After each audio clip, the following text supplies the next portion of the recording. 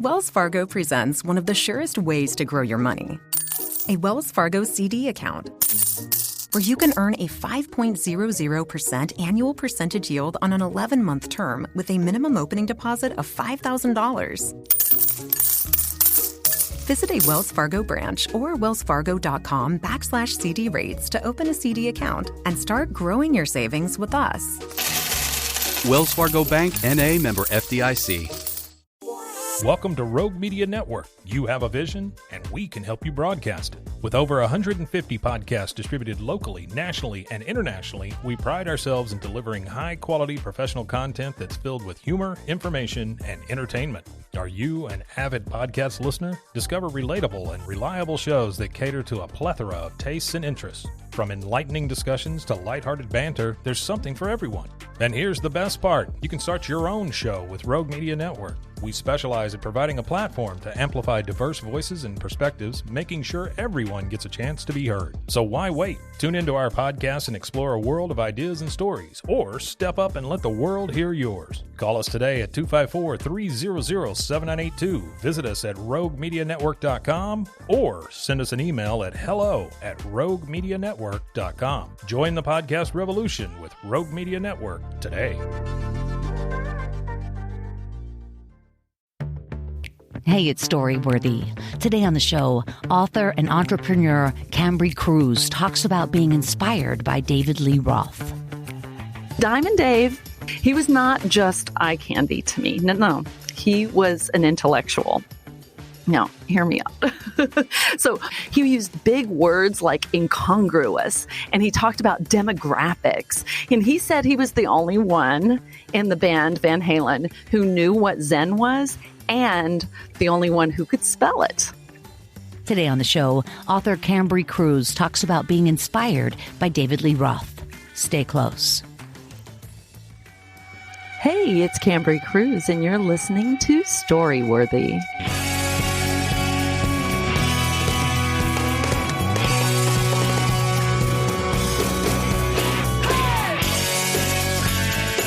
Welcome to Storyworthy. My name is Christine Blackburn, and I'm coming to you from Los Angeles, California. Whether you're a longtime fan of the show of almost 13 years, or you're a new listener, welcome to Storyworthy. Now, I hope you guys enjoyed the story last week by Jim Harold. Jim Harold was a very unlikely person to have on Storyworthy, because usually, you guys know, I have comedians and storytellers, and this guy, Jim Harold, comes out of the blue. He has the podcast called, no, I forget. No, he has a show called Campfire, something about, it's about scary stories around the campfire. And he's been podcasting for years, and he's all about the paranormal. And he gets people calling in, telling about their experiences. And it's pretty intense. Like, somebody who spends that much time thinking about the paranormal, it's a whole thing. So go back, you guys, listen to Jim Harold, because really, it's a very interesting episode. But not today. Stick with me now, because today I have a really wonderful girl on the show. Her name is Kambri Crews, and I met her in New York City, I'm going to say about a year ago. Kambri, I'm telling you, I am so impressed with you as a person and with everything you've accomplished. And you run this tremendously successful comedy club in Astoria, New York, which is in Queens, and it's called QED. Kambri, why did you guys name it QED? What is that? Well, first off, thank you. Welcome, hello, and all that. Hi. Yeah, it was so delightful to meet you at a storytelling show at QED. Yeah. QED is actually Latin. It's short for Quod Erat Demonstrandum. If you were a math nerd like I was growing up, you know that at the end of your proofs, you would have to write QED, as in see above, I've shown my work. The literal translation is that which can be demonstrated. But at the end of your proof, you would say, see above, I've proven it, QED. And QED is a place here where you get on stage and you show your work, and voila, QED. Plus, we're in Queens, so I thought maybe people would think it meant Queen's Ed, because we do have classes. So, yeah. Yeah. That's so clever. I don't know. I kept thinking radio station. Oh, yeah. QED. I think there is a KQED out west, I think. Yeah, could be. So you take this little place in Queens and you turn it into a venue that has over 100 activities going on a month. Yeah, sometimes 2 and 3 at a time. Yeah. It's unbelievable. I mean, it's just so impressive. And you invite people from all artistic works of life, which I love, because you even have an embroidery club going on. Is that true? Yeah, sewing classes, podcasting, you name it. Yeah, I like that it's a one-stop shop for creativity, for sure. Yeah, it really is. I agree. That's a really good way to put that. It's a very, because I've been to many comedy clubs and QED, it's just special. It's very special. It is. I'm glad you pick up on that. Yeah, big names in there. Kate McKinnon has performed in there. I think Al Franken most recently. Yeah, Al Franken was there. Yeah.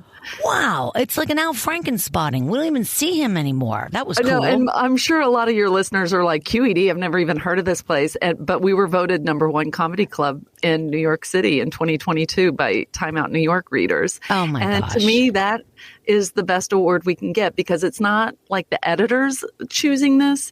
This is the people who actually live and work in New York and read and care about what's going on in their own city. And they chose QED. And I'm sure all the other comedy club owners are scratching their head like, what the fuck? What the what? But I'll tell you what. Well, you're very accepting of people. You have all types of people come in and out of there, and you make it fun. It doesn't seem stuffy. It doesn't seem, like a comedy club. Nobody's yelling at you to buy 2 drinks. And Right. Oh, no, I hate the minimum thing. It's accessible. It's affordable. And when I tell you my story, you'll understand why accessibility and affordability is a very important thing for me personally. I get choked up sometimes when I have interviews about it because as a kid, I'm going to get choked up now. No, that's okay. As a kid, a place like QED would have been a monumental change in the positive for my life. And I want that for others. Isn't that the truth? I swear, I'm every time. I'm so emotional. I can't even blame my period. I'm in menopause. Every time the Republicans try to cut art funding, it's like, you idiots, that is the answer. It's not the problem. I know. It's like, and then people on the flip side, they'll argue, but they can afford football stadiums and things like that. And it's like, well, organized sports have value too in kids' lives. So I don't want to just slam sports either. I think I was a member of basketball and volleyball teams, and I ran track and everything before things in my family's life circumstances didn't allow or afford us the opportunity to continue those. But organized sports were also very useful for me personally, and I think that's true for girls in particular. Organized sports can be really great for self-esteem and confidence and things like that. I agree. And also, arts are just as equally important. Right. But if you get people like exercising, and whether it's playing on a team or running individually or playing tennis, whatever it is, if you get them exercising in a way that makes them happy, then they'll exercise their whole life. Oh, I know. I just started learning how to ice skate.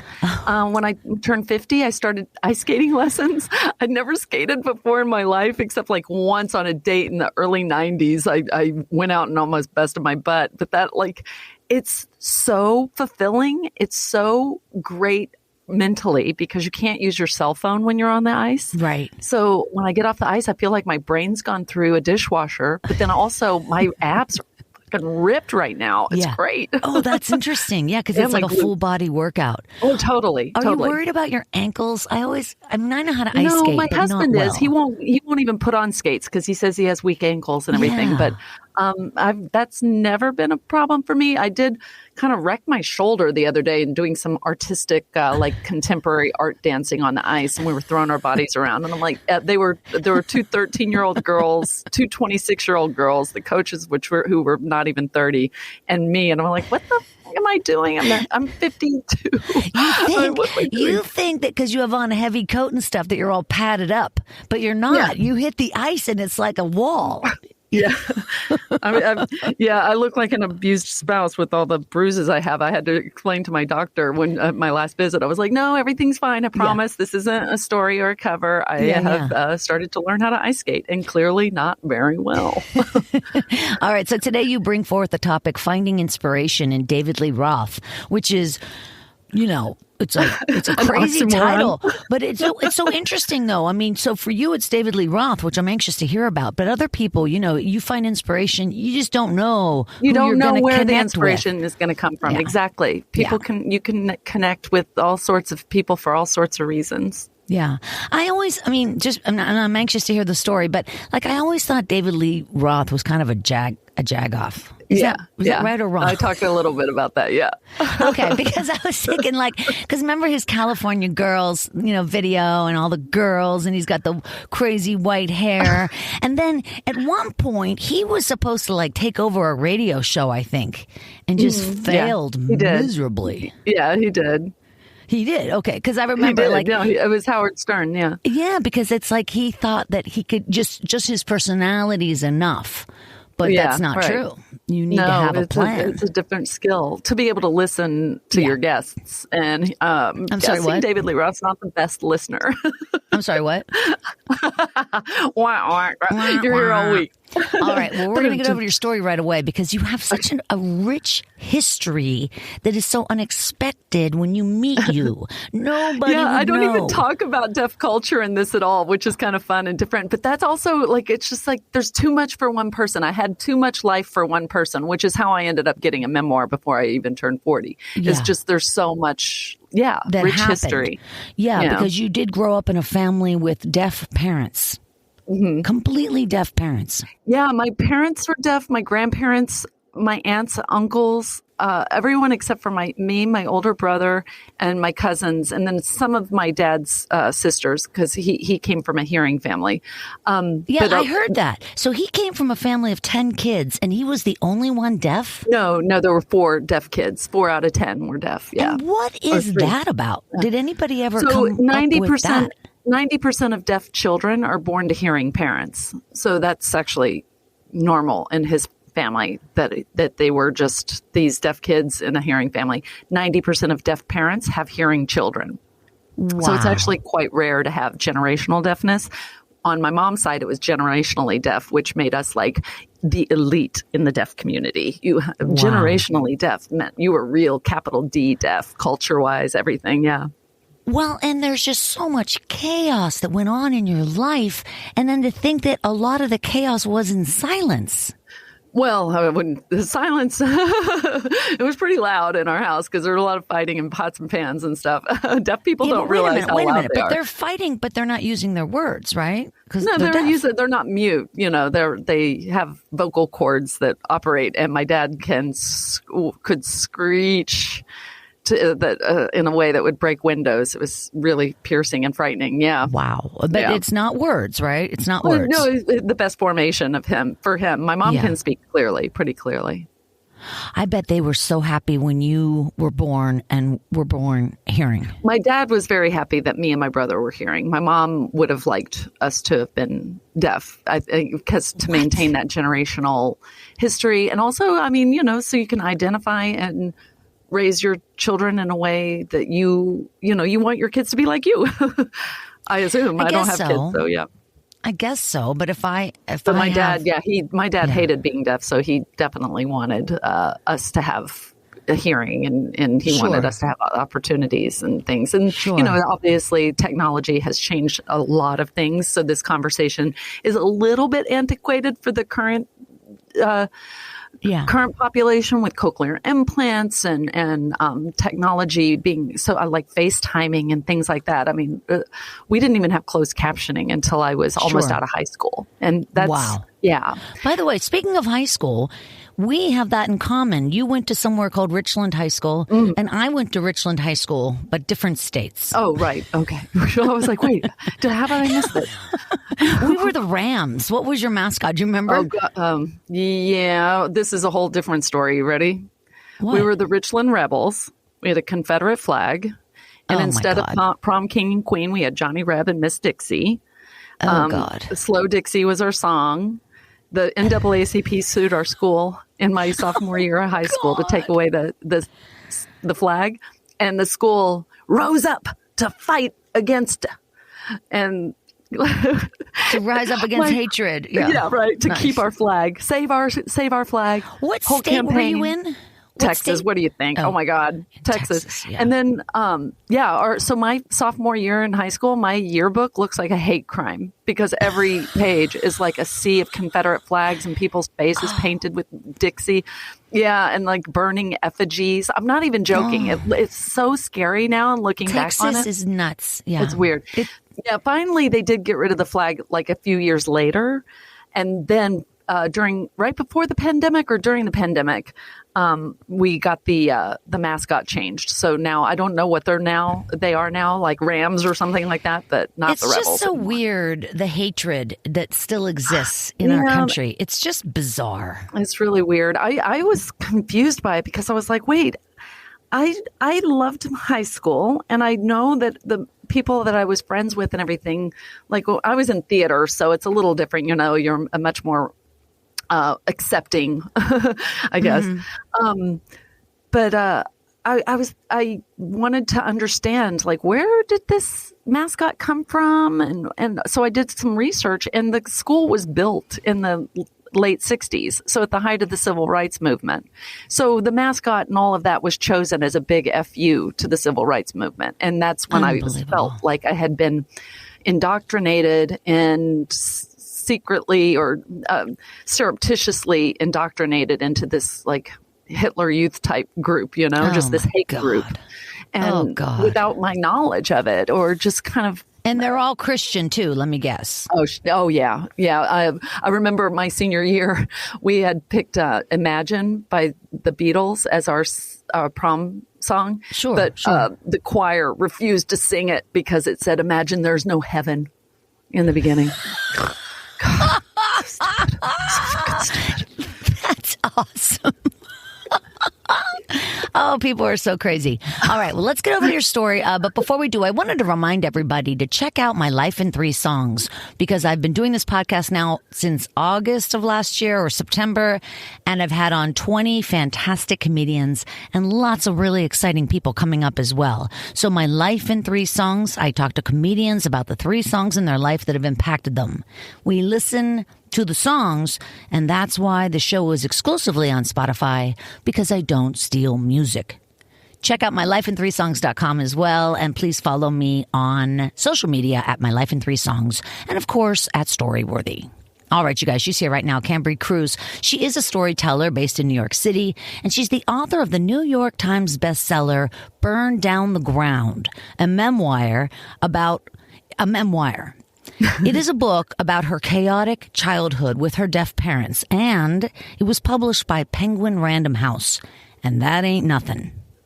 That is very exciting that you got them to publish it. And then when you go to your website, KambriCrews.com, you see so many articles. I can't even imagine what that must have been like for you when there are just dozens and dozens of people who want your story. What was that like? It was affirming, life affirming, because, I'd grown up trying to hide from my past and run from my past. And so telling the truth and putting it out there was very frightening. But it was also very freeing. And then to find that people found it inspiring and that they loved my story and they respected and appreciated me for telling it, it was really life affirming. It's the best thing I've ever done for myself, was tell my story and tell my truth. And yeah. That's so exciting. And the name Burn Down the Ground, you look at that like, what is she talking about? And you look at the cover of the book and you see like these woods and it's like, what is happening? And then as we read the book and we know your story, you grew up in a tin shack in the woods and your dad says to you, first thing that we do is we got to burn down the ground. In other words, like to kill the snakes or the animals living on that piece of land. Yeah, it's an agricultural technique to rid. For us, it was to like rid the snakes and rid all the overgrowth and everything. But in agriculture, it's also to provide nourishment for the soil. And the ash provides nourishment for the next round of crops. So there's a lot of it's like Yeah. Forest fires are healthy because that brings up the next. I think a lot of those pine trees don't even, like, the seeds don't even pop out until they're on fire or something. Yeah. I know I'm wrong, but there's something about that. And so, yeah, you literally and truly grew up in the woods with your deaf parents, and your father tries to kill your mother, and it just is out of control. I'm going to let you tell some of this story. It's just too much. It's too fucking much. It's too much for one person. And oh my gosh, I keep living a life and stuff just keeps happening. It's like, I guess I have to write another book. Look at you. You're beautiful. You own QED in Astoria. You're ice skating. I mean, you're really, I'm so impressed by where you're from and where you are right now. So everybody, you guys, please put your hands together for the very talented Kambri Crews. Thank you. Thank you. I need to bring you to parties. Make me feel good about myself. So my story. Okay. So I was about 13 years old when my family's trailer got repossessed.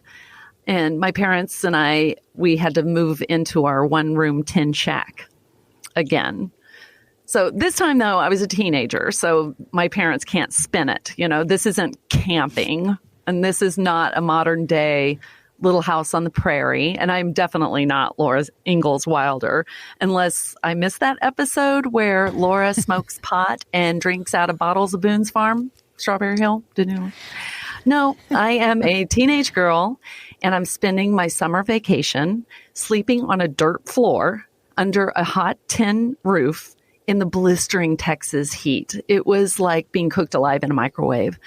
Now, my mom had heard that there was work to be had in Fort Worth, which is a couple of hours north of where we were living. So she went to go live up there and try to find work and find a better way for us, and left my dad in charge, which, if you know anything about me and my life, you know that this is a colossally bad idea. So my dad uses the opportunity of my mom's absence to shack up with his mistress full time. And basically leaving me alone in this shed to fend for myself all summer long.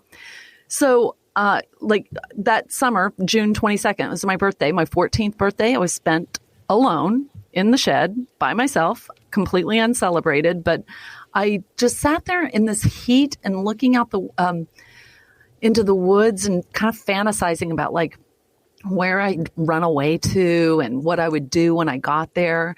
But I knew, a cake and candles, it's not going to change anything. There's literally nowhere I can go and nothing I can do when I get there. And there's no telephones. No, I had nothing. And I was 14. What was I going to do with myself? So I just kind of resigned myself to suffering in this grueling heat. I was hungry. I was thirsty. I was bored, day in, day out, just kind of waiting for school to start. And that's how I knew we had hit rock bottom. I was very much excited to go back to school. So I have air conditioning and food and people to talk to. But, things weren't completely bad this time around because I had a boombox. I had a boombox and some D batteries, and I had fallen in love. And the object of my affection was the one, the only David Lee Roth. Now, for those of you who do not know who David Lee Roth is, he is the original and the best lead singer of the rock band Van Halen. No offense to the Hagar lovers out there, but he's the front man. He's the original. And now in the trailer in my bedroom, I had so many pictures and posters and articles of him just pasted up. You couldn't even see a sliver of the fake wood grain paneling. It was just a complete wallpaper of David Lee Roth. But now that I'm in this tin shed, I had one poster taped to a metal pole, and I just gazed at it lovingly all summer while I listened to his music over and over and over. But Diamond Dave's what he likes to be known as, he was not just eye candy to me. No, he was an intellectual. Now, hear me out. So most of his interviews I know were in the pages of like lowbrow magazines like Cream and Hit Parader and everything, but he used big words like incongruous, and he talked about demographics. And he said he was the only one in the band Van Halen who knew what Zen was and the only one who could spell it. Yeah. He even quoted Voltaire. Like, what was Zen? Who the fuck was Voltaire? I don't know. But I was like, I got to find out. I got to find out because one day, I don't know, maybe his helicopter's going to crash in the woods. He's going to stumble through the woods. He's going to come upon a tin shed with a little girl living in it by herself. And I was going to need to know about more than sex, drugs, and rock and roll if I was going to connect with him. Like, the dude was a thinker. No, I admired him so much that I tried to recruit new members to his fan base. So at a family reunion the summer before this, we had driven up to the farm in Oklahoma where my dad's family was from, and I'd hunkered down in the back of our Chevy pickup truck with my cousin Colleen. Now, she was like a year or two younger than me, but she was very sheltered and, like a lot of my dad's family, hyper religious, very Christian. So she was kind of like a prude, really. So I thought it was kind of my duty or my honor to educate her in the finer points of high culture, namely the genius that is David Lee Roth. So I'm like gushing over these magazines, like, isn't he a fox? And I'm telling her all about his philosophies on life, about feeding your mind with things more than just rock and roll. Because he said, you know, if you're just only listening to rock and roll and not other types of music and everything, you just start to bastardize yourself, you know, and it becomes very incestuous. And you know what you get when you have incest? You get messed up children. So he was like, you got to, I'm not quoting him exactly because he is also extraordinarily offensive. It does not age well. But, you know, he's always talking about like spending the time between making albums, traveling and learning new things and seeing the world and culture. He learned mountain climbing and hiking the rainforest. And, you know, he talked about taking risks. Like, you know, you might as well jump, right?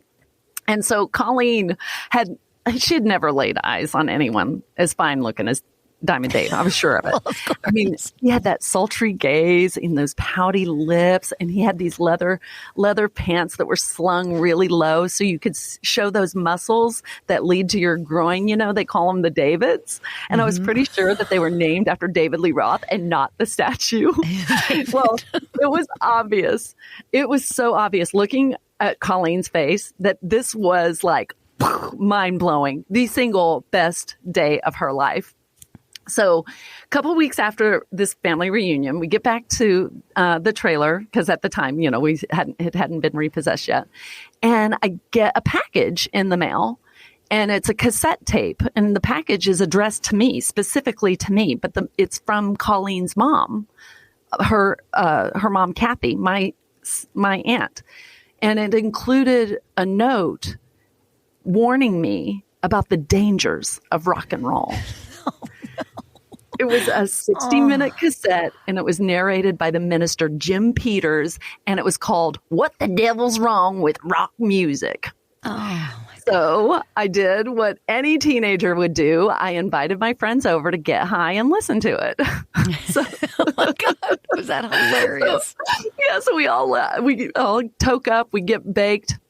We pop in the cassette and we're like, what's this about? You know, it's stupid. What the devil's wrong with rock music? Yeah. And it's basically this minister Peters. He's warning us about the threats to our immortal souls. And he casts a wide net too. Everyone from the obvious, like Ozzy Osbourne, you know, the Rolling Stones, everyone were harbingers of evil. And not even the Eagles, my mom's favorite band, the Eagles, they weren't even exempt. The Hotel California, Satan's house. No. Every record in our collection apparently had messages from the Dark Lord himself. It was like, this was such a head scratcher to me. I'm like, I don't want to second guess Satan, but this seemed like a little inefficient system of delivery here, you know? But Minister Peters, he was convincing. He was so convincing that Aunt Kathy, my dad's sister, she was deaf. She was born deaf, never heard a single note of music in her life. believed that all you had to do to hear this evil propaganda was play an album in reverse. Oh, no. And the minister, he said there were other methods to get across the Dark Lord's messages and everything. And so to illustrate his point, he cues up a song, and it starts out like this. Boom, boom, boom, boom, boom, dun, dun, dun, dun, dun, dun, and then record scratch. He's like, it's the minister. He interrupts. He's like, I bet you couldn't help but tap your feet to the beat of that drum, could you? And we were like, oh shit! Oh my god! I was totally, you were bouncing your leg. And we're baked at this point, right? Right. He's like, the drummer's beat. The drummer's beat is meant to lure you in so you're free to accept the message of Satan. We're like, oh my God. I had just seen The Exorcist and I'm like, this is freaking me out. He is harshing my buzz. And he's like, well, wait, let me tell you the name of that song. The name of that song is Running with the Devil. Okay, we're laughing so hard, we didn't even finish the joint. We're like, this is hilarious. We're coughing. We listened to it over and over and over, got high all the time with it, to the point, on the old cassettes, you had to tape the tape back together and use a pencil to rewind it and stuff. Right. You would have to do that. The preacher, he was so over the top. It was really fun. It was fun for a laugh and everything. But always that summer listening to it, I always felt a little betrayed by Colleen. Like she had tattled on me. We had this moment in the truck. I thought that I had expressed to her, I thought she understood what the message that Dave was preaching. Like, how could she have so misunderstood the book of David? I mean, he wasn't selling Satan. He sold smiles, dude. But the Reverend, his ridiculous rant, it only deepened my faith in the logic that Dave was preaching. There was an interview with Charlie Rose and David Lee Roth on CBS's Newswatch. Mm-hmm. And David said, an ounce of image is worth a pound of performance. And that really stuck with me. And okay, taking advice from a sometimes drunk and often topless man clad in spandex with a bouffant bigger than Dolly Parton's, it might not seem wise, but I'm a 14-year-old girl. I'm living alone in a tin shack. I'm about to start my freshman year in high school. I have nothing. I literally have nothing but the music and the words of wisdom from this very unconventional life coach. And Diamond Dave was right. Image was everything. And if an ounce of image is worth a pound of performance, that means I'm screwed. I'm screwed. I don't have money for food. I don't have certainly enough money for clothes. The clothes that I did have, I'd outgrown, and they sucked in the first place. They were from a discount department store called Wieners. Wieners. I got my clothes from a place called Wieners, and I didn't even pay cash for them. They were on layaway. Oh. I mean, I had no style. I was so screwed. They were terrible. But David had also said that with scant budget and creativity, we can sell a toothbrush to a camel. Okay. Well, I don't know exactly what he's getting at, but I've got zero budget. I've got a lot of creativity. I'm going to work on my image. So I rolled up the sleeves of the shirts that I'd outgrown. I raided my mom's closet, and she had a lot of those blousy, like Stevie Nicks blouses and dresses. And I paired those with some free combat boots that I got for volunteering at the Civil Air Patrol. They were really chunky, clunky men's combat boots, and they were like 2 sizes too big, but I stuffed toilet paper in the toes. Oh. But the best part was that they were combat boots, so they came up above my ankles, so they covered the fact that my jeans were too short, even with the hems let out. And so I cut off my hair on one side and I let it grow out on the other. I shaved my temples. I trimmed my eyes with kohl liner. I wore different earrings in each ear as if it were intentional and not because I didn't own a matching pair. So when the school year started, I didn't look poor. I looked punk. Yeah. And all the kids, they kind of bought into it. And one kid, he tried to call me out and said I was trailer trash. And I'm like, I don't live in a trailer. Fact, I did not. I lived in a shed, but he didn't know that.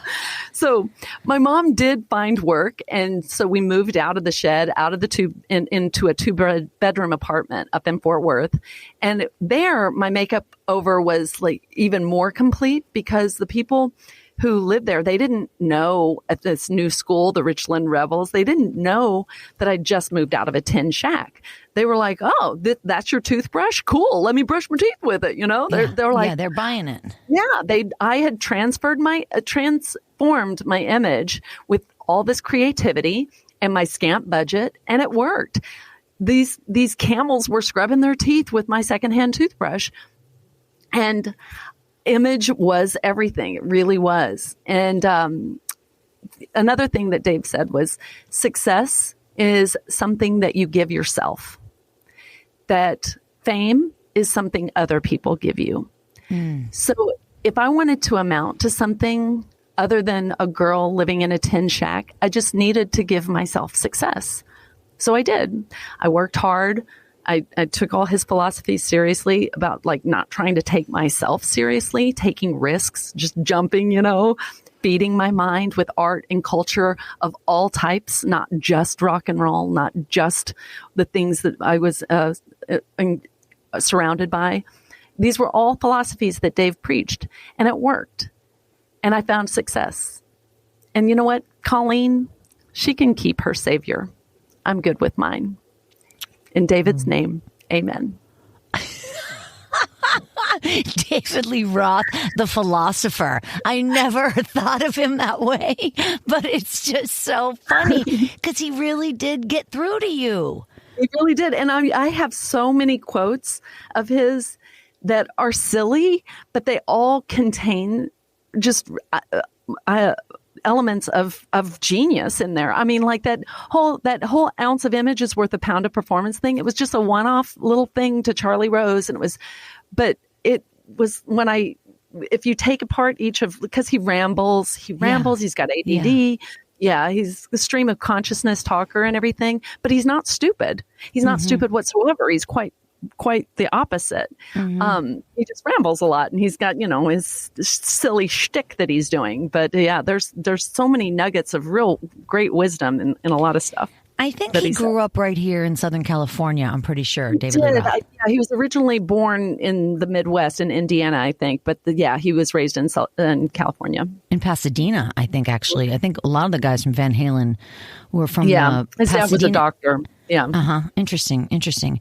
And I'm just so impressed with your insight to actually listen to him and look for guidance, because you could have easily fallen down that Christian hole, Right. Well, yeah. My dad, thankfully, I say thankfully, I'm sure other people would have different takes on it, but thankfully my dad rejected all religion. So I was not raised in that they were extreme, like writhing on the floor, speaking in tongues. They believed in divine healing, even though not a single deaf person in our family was healed, including my dad, and which of course really messed with my dad's head, that he must have been so evil or bad that he wasn't deserving.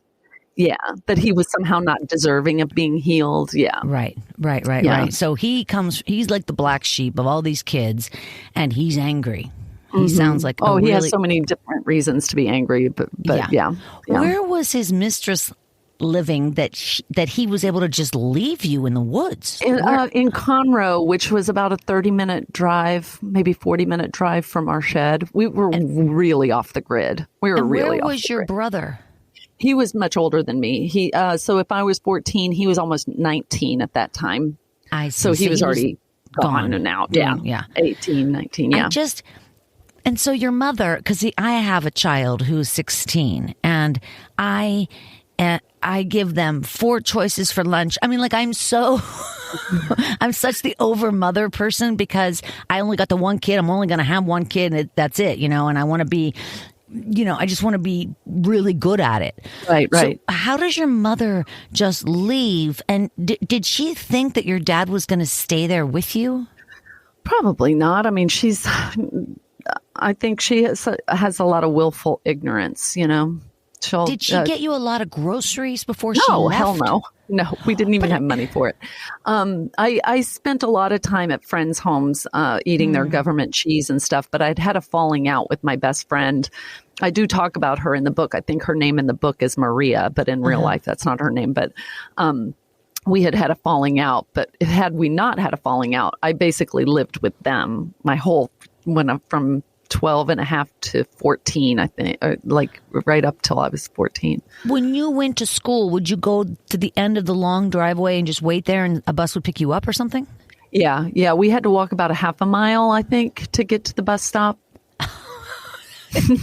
You're too young to have had these crazy. It just seems like, in my day, we walked back and forth, uphill both ways. But you're serious. You would walk It's quite serious. Yeah. And and to think that like here in America, people still are the where I grew up, it has been developed a lot, but there are still kids who are living in abject squalor in that area. In our country. I've gone back to speak at my junior high and speak to some kids who they're living like we were, and just to kind of give them a ray of hope that this isn't the end of you. This is only the beginning. This is all the ingredients to your stew. Yeah, it's temporary. Yeah. This too will pass if you believe in somebody like David Lee Roth. Yeah. Well, and I just said, this is all just part of the stew that makes you who you are. And it's honestly kind of giving you a lot more flavor. Yeah. Well, I mean, those are easy words to say, but going through it, it's when never you're going through it. Yeah. You're just hungry. It's never that simple. Desperate. Right. Yeah. And so then when you're 17 years old, you decide to get out of this shitty situation. You say, I'm going to get married. And you did. You got married to a 23-year-old. What was he, an Army guy or something? He was in the Navy. Now, my mom had to sign the permission slip because I was underage. Yeah, you weren't 18. I was not 18. So she had to sign the form granting me the legal right to marry this 23-year-old sailor. And I always say, but in my mom's defense, the movie Top Gun had just come out and he worked on F-14 Tomcats. So, I mean, really, this was patriotism. No, that's right. We were doing our duties. No, you had the need. America. You had the need for speed. I know. Kambri, your name. Thankfully, he's a good dude. He Rob is my ex-husband. He's a good dude. How long were you married to that dude? I was 17, and then like 22, 5.5 years, 5 years. That's a pretty good run for 17. Yeah, pretty good. Yeah.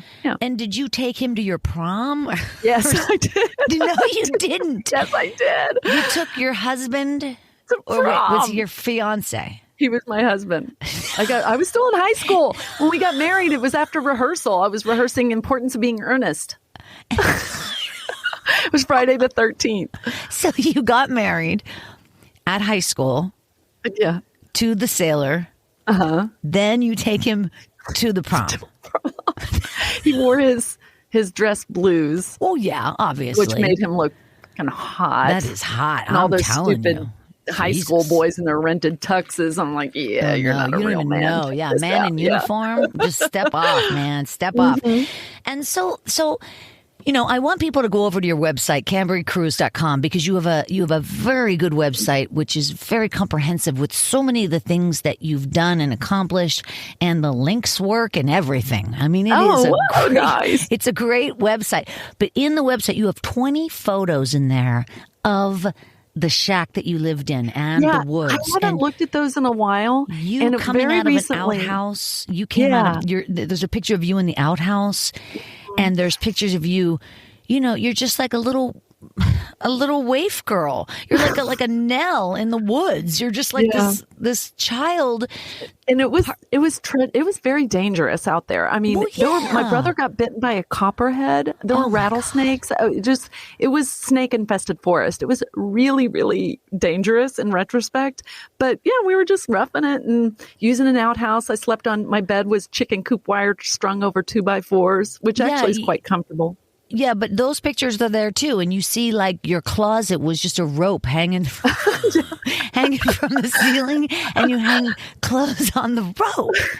I mean, it was Little House on the Prairie, but it was like little The 80s, shack 70s and 80s. little shack in the forest, man. It was just a mess. Now, we got to wrap this up. And I know your story is way too long to tell, but let me just ask you a couple more questions.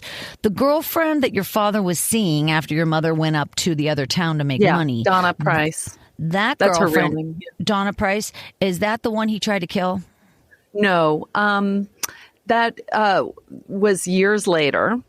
So let's see, 2002 is when he tried to kill his girlfriend, and that's what he went to prison for 20 years. And he died in prison, right? He died during the pandemic. So he had gotten parole in 2020. Partly, I think, because, he was at the end of his sentence. He's aging. And the pandemic was going on. And also I had written a letter kind of vouching for him because we had some the last year of his imprisonment, we had a lot of transformation in his attitude. I could tell that he had kind of finally come to terms with who he had been. And he had finally admitted that he had done some wrong things, which he had never done before. He admitted some things. He had apologized. It was really, honestly, it was quite remarkable to see. And I'm very glad it happened. I'm not going to say I'm glad he's dead, but I do know that the woman who he tried to kill is very, very glad he's dead and was very public about that. And so I feel like I don't want him out there victimizing other people. And so I think things happen for a reason, whatever, I think it's all's well that ends well kind of situation that Did he die of COVID? It's you don't know. It's really convoluted. He technically had lung cancer and untreated. He had a lot of untreated maladies, and he had a COVID tag on his toe. But the TDCJ, the Texas Department of Criminal Justice, was very, very shady. They were starving the inmates. He did an undercover report with the Marshall Project. My dad, I should say, was like one of the people interviewed for it, and it was all really shady. And is there a big deaf community in prison, do you think, or do you know? There's I want to say, well, they're not necessarily all housed at the same unit, but the majority are housed at the Estelle unit in Huntsville, Texas. And there have been as many as over 100 at one time, but I don't think that there's that many right now. Yeah. But the recidivism rate amongst the deaf is actually quite high because when you get out, you don't have the same resources and the same access to all the other things like mental health and AA and things like that, And then we got to wrap this up. But listen, and I know we're on our way out of here, but your father also attacked your mother. And that's actually why I got married. So backtracking, one of the main reasons I had gotten married was to escape this chaotic, traumatic life. And the summer before my senior year in high school, my dad had attacked my mom. I was there, witnessed it, intervened, was able to save her life and call 911. But because it was the 80s, it was Texas, he didn't really even serve any time. He got probation. But wait, he was arrested, though, for aggravated assault, right? Right. But probation is all he got. And that meant that he was free to stalk us. And he did. He stalked us. And so my senior year in high school, we were in hiding in this apartment, but he knew where I worked. So he would stalk me, trying to get to my mom, that kind of situation. So getting married and changing my last name. And this is I graduated high school in 89 and we moved to Ohio in 91, which is where my ex-husband was from when he got out of the Navy. We moved up to Ohio. So like taking his last name and moving across the country in the early 90s, it was like a hillbilly witness protection program. I just started a whole new life. Yeah, you had to. Did your mother divorce him after that attack? Yeah. I mean, they did get divorced. Yeah. She got married almost immediately afterwards. Is that right? Wow. Yeah, not something I was very happy about, but she's still married to him. So. She is. Oh, well, that's nice to hear. Has she been to QED? She has. She actually lived with us for a time. Me, my husband, her two dogs, our two dogs, and a bird, and a fourth floor walk up. That was fun. God. 4 dogs. Yeah. So she ran away from home with her 2 dogs and came live with us. That's why I said, she's still married to him. I'm not sure how happy I am about it, but she would be mad if I said that out loud on the radio. But yeah, he's got his own share of issues. You are an amazing person, honestly, Kambri. It's like you took shit and you made it into like a true, real life. And it's also in the entertainment world, which is not an easy path. But yet it's a miracle. Well, it is and it isn't. I mean, it is and it isn't, because you have a truthfulness and an honesty that comes through. And you can tell by who you are that you are a giver. You want to help people. You want to pull people out of where you've been. I mean, you are the antithesis of the way you were raised.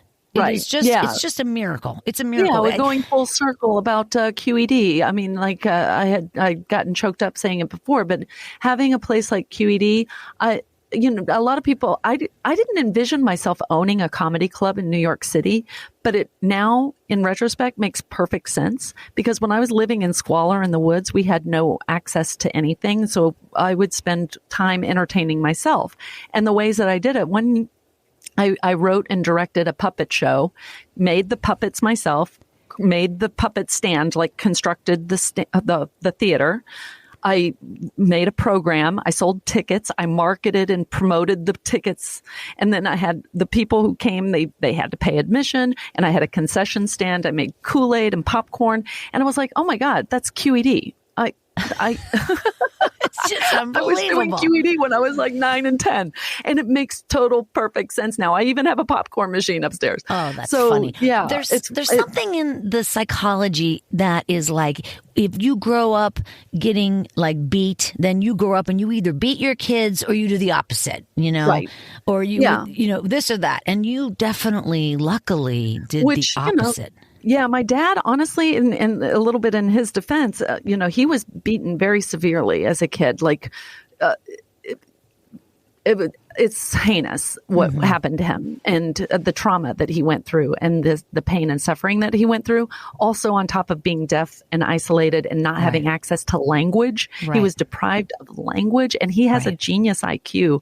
So the trauma that he went through was so tremendous, but he vowed that he would never spank his children because of the abuse that he had suffered. Yeah. And so, he made sure to not abuse his kids, but he still had all that rage and hatred, and he had to put it out somewhere. And You're being very generous. You're being very generous, because a lot of people grow up with a lot of problems and they don't try to kill 2 women. I mean, your dad tried to kill 2 women. Yeah. Trust me. I'm like, every now and then I'm like, if you want to have the things you want to have, don't try to kill people. It's real simple. You don't have to try to kill people. You are a delight. And I'm so happy you came on Storyworthy. Really, Kambri, you're just a wonderful. You are my inspiration. Honestly, you are my inspiration. That's too nice of you. Thank you. Just jump. You know what I'm saying? You got to just might as well. Jump. You might as well. I'm serious. All right, you guys, we're going to wrap it up. Don't forget to check out Storyworthy on social media at Storyworthy. And again, please check out my Life in 3 Songs, because that is my new favorite project in the world. My Life in 3 Songs, exclusively on Spotify.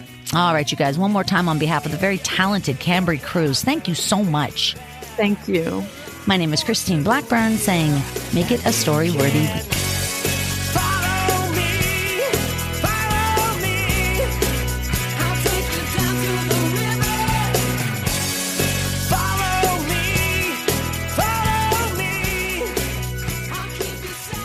Thanks for joining us on the Storyworthy podcast. We'll be back next week with all new stories. Subscribe to Storyworthy on iTunes and visit the Storyworthy website at storyworthypodcast.com.